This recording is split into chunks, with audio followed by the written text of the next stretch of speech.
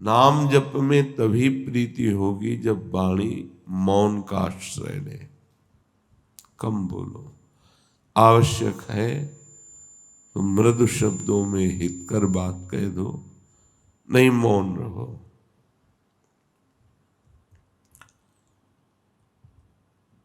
वाणी को जितना तुम संभाल संभाल करके नाम जप में लगाओगे तो तुम्हारा अभ्यास बन जाएगा नाम जप करने का। ऐसी आदत पड़ जाएगी कि जरा सा छूटने का भ्रम हुआ कि आपकी जलन होने लगेगी, नाम छूट गया, आप परेशान होने लगेंगे।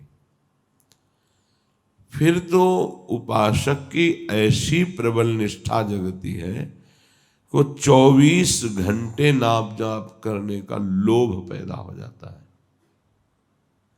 24 घंटे नाम जपते हुए सो गया, जगते ही नाम जप, तो उसकी पूरी रात नाम जप में ही मानी जाती है। जो थोड़े से नाम जपने में संतोष कर लेता है उसे भगवदानंद की अनुभूति नहीं होती। जैसे बड़े जोर की भूख या प्यास लगे तो एक एक क्षण मांग होती, कब पानी मिले, कब भोजन मिले। इसी प्रकार नाम प्रेमी का भी एक क्षण भी नाम के बिना नहीं जा सकता। अगर कहीं भूल हुई तो बहुत कष्ट होता है उसे। तद स्मरणेन परम व्याकुल तेति। नाम है, संख्या से जपो तो रुचि बढ़ेगी। अगर आपका अभ्यास बिना माला, बिना किसी बाहरी प्रयास के अंदर निरंतर चलने का अभ्यास है तो इसमें संख्या जोड़ने की आवश्यकता नहीं। किसी ने प्रश्न किया था कि अगर बिना संख्या के नाम जप करते हैं तो उसका फल मिलेगा कि नहीं मिलेगा। तो क्या संख्या से नाम जप करने पर फल मिलता है क्या? नाम जपने से फल मिलता है। वो जैसे भी आप जपें, वो अविनाशी त्रिगुणातीत नाम जैसे भी उच्चारण हो आपका मंगल करेगा। साधक को कोई एक पद्धति अपनानी चाहिए नाम जप की। महापुरुषों ने कई पद्धतियां बताई हैं। एक पद्धति है श्वास के साथ नाम जप करना। लंबी श्वास खींचो, कई नाम उसमें जपो, फिर आराम से छोड़ो, कई नाम उसमें जपो। इससे आपकी एकाग्रता बढ़ेगी और नाम जप में प्रीति होगी। और संतों ने कहा श्वास श्वास नाम जपे तो दुविधा रहे न कोई।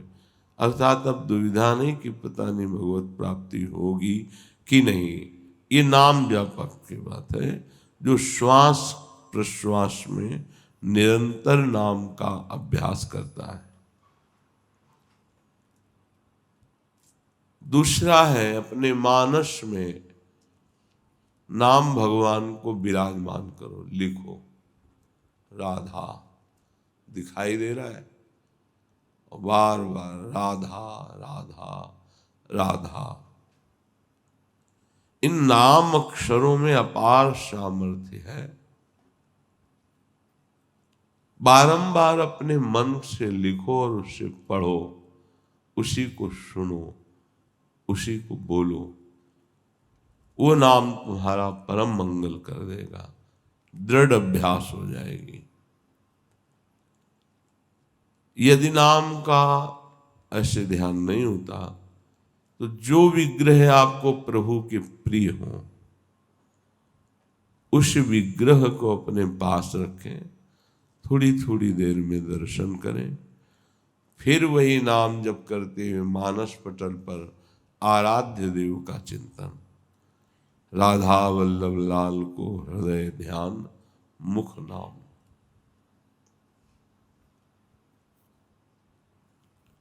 नामाक्षरों की बार बार आवृत्ति, बार बार जपना बड़ा आनंद का विस्तार हो जाता है। इससे किसी भी एक नियम से आप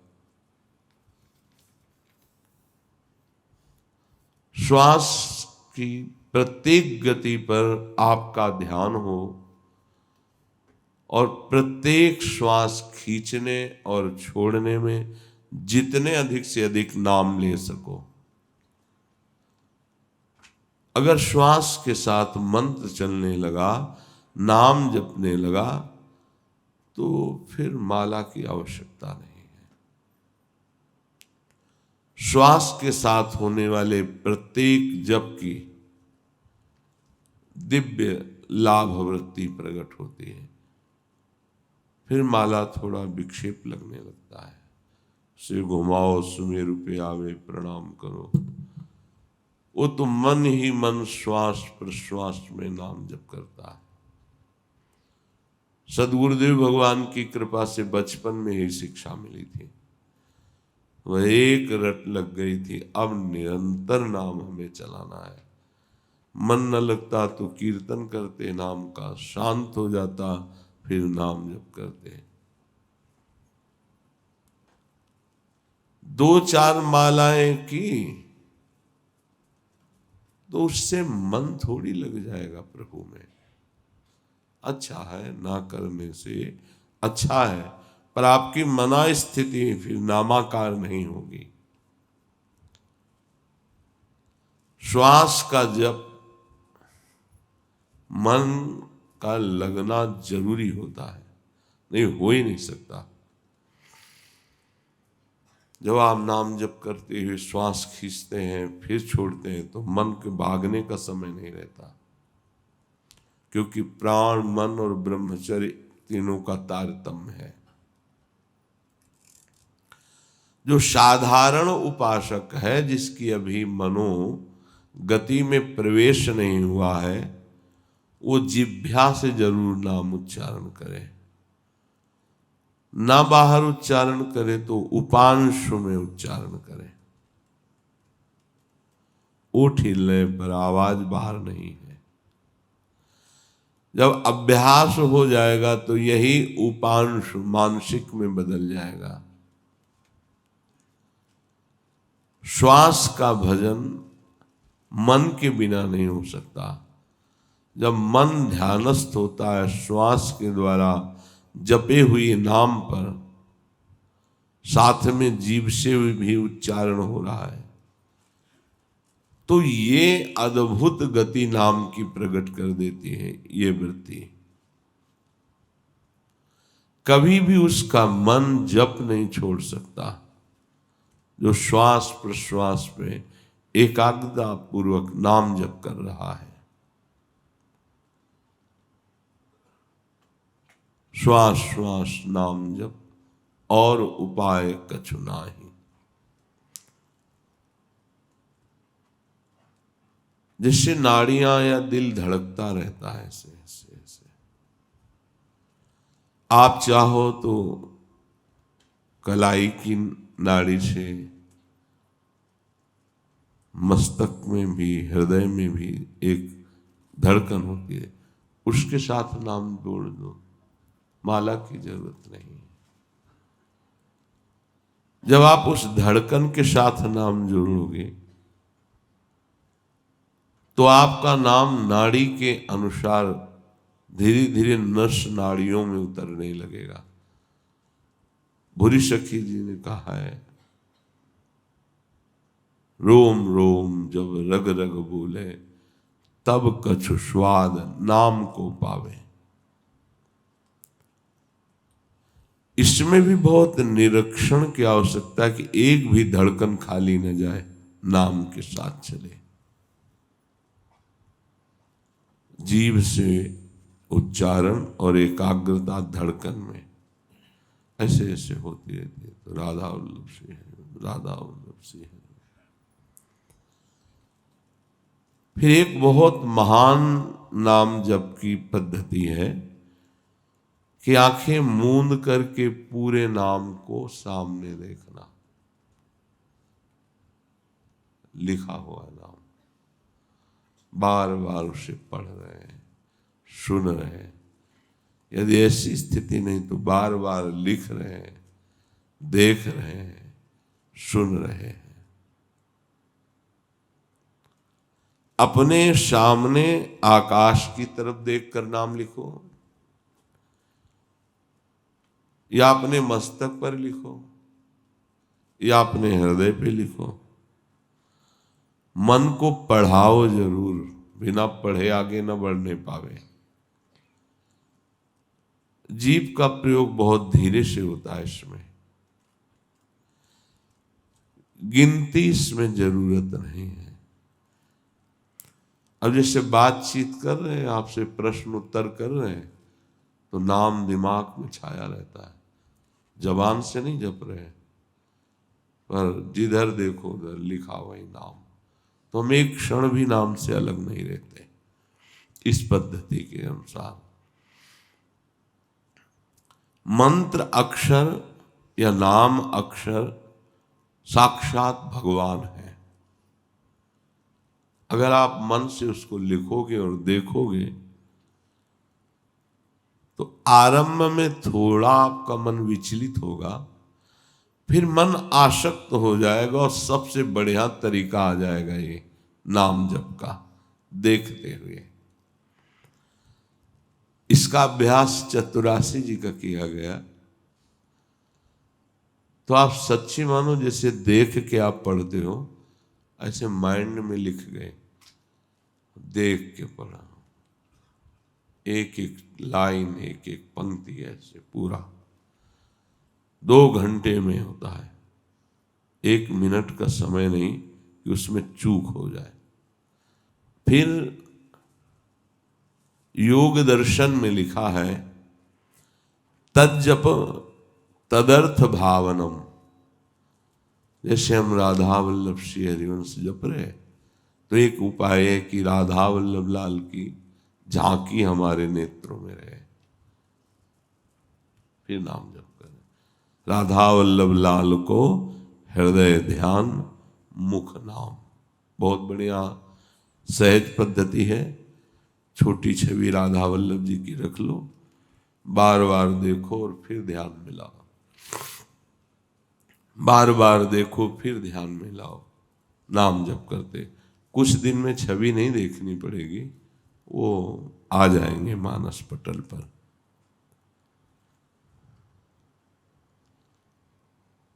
चाहे जिस मार्ग का पथिक हो, नाम के बिना सदगति प्राप्त नहीं है।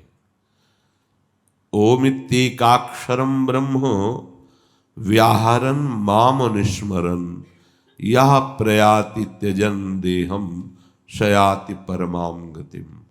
गीता जी में भगवान श्री कृष्ण कह रहे हैं कि ओम एकाक्षर नाम मुझ ब्रह्म का ही है। इसका उच्चारण करते हुए यदि मेरा ध्यान किया जाए, मुझ परमात्मा का ध्यान किया जाए, तो वो शरीर छोड़कर कैवल्य परम पद को प्राप्त होता है। मनुष्य अगर अपने आराध्य देव की मूर्ति का ध्यान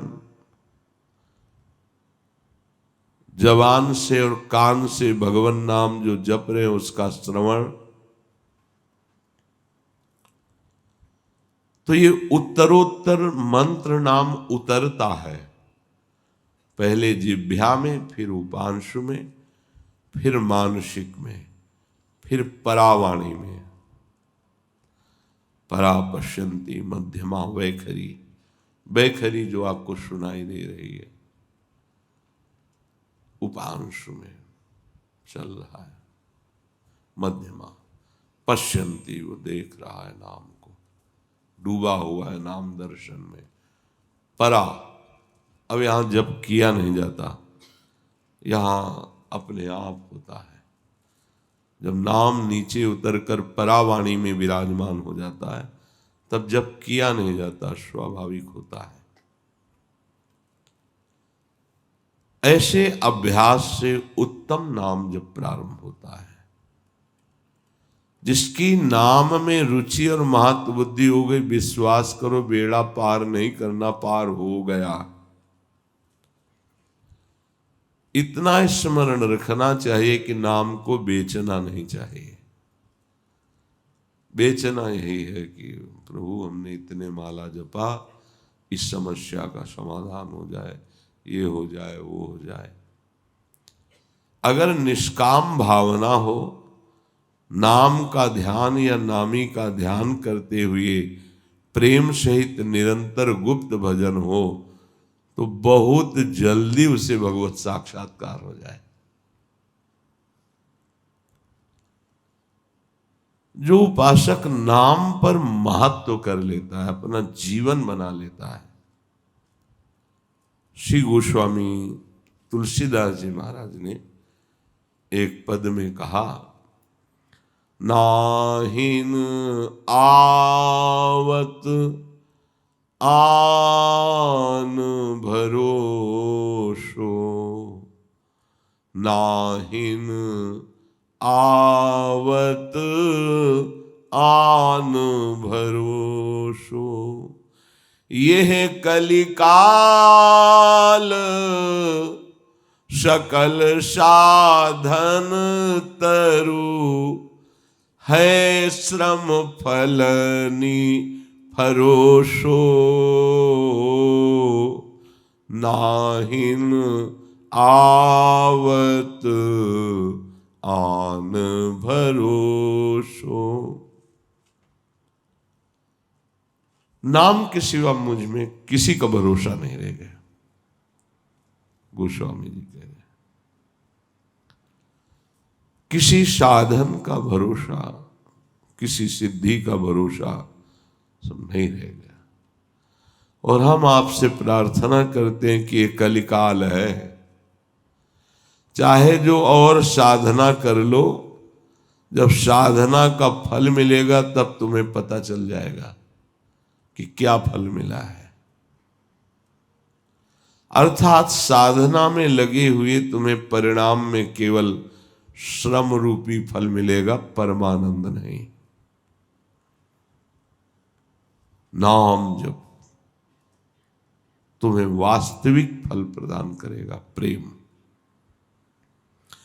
तप तीरथ उपवास दान मख, जेहि जो रुचय करो सो, पाए ही पे जानिबो कर्म फल, भरी भरी वेद परोसो,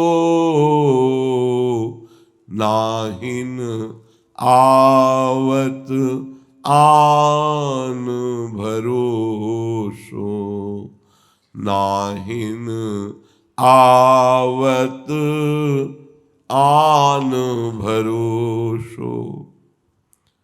एक भगवान नाम के सिवा कोई पावन करने वाला नहीं। तपस्या कर लो, तीर्थ कर लो, व्रत अनुष्ठान कर लो, बड़े बड़े दान दे दो, यज्ञ कर लो, ये सब कर लो। वेदों ने बहुत वर्णन किया है, ये करने से ये मिलता है, ये करने से ये मिलता है।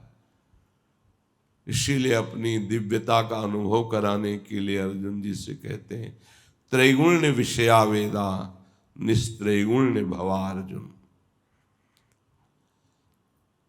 बहुत वेदों ने फल परोसा है, ऐसा करो तो ये फल, ऐसा करो तो स्वर्ग में ये सुख मिलेगा।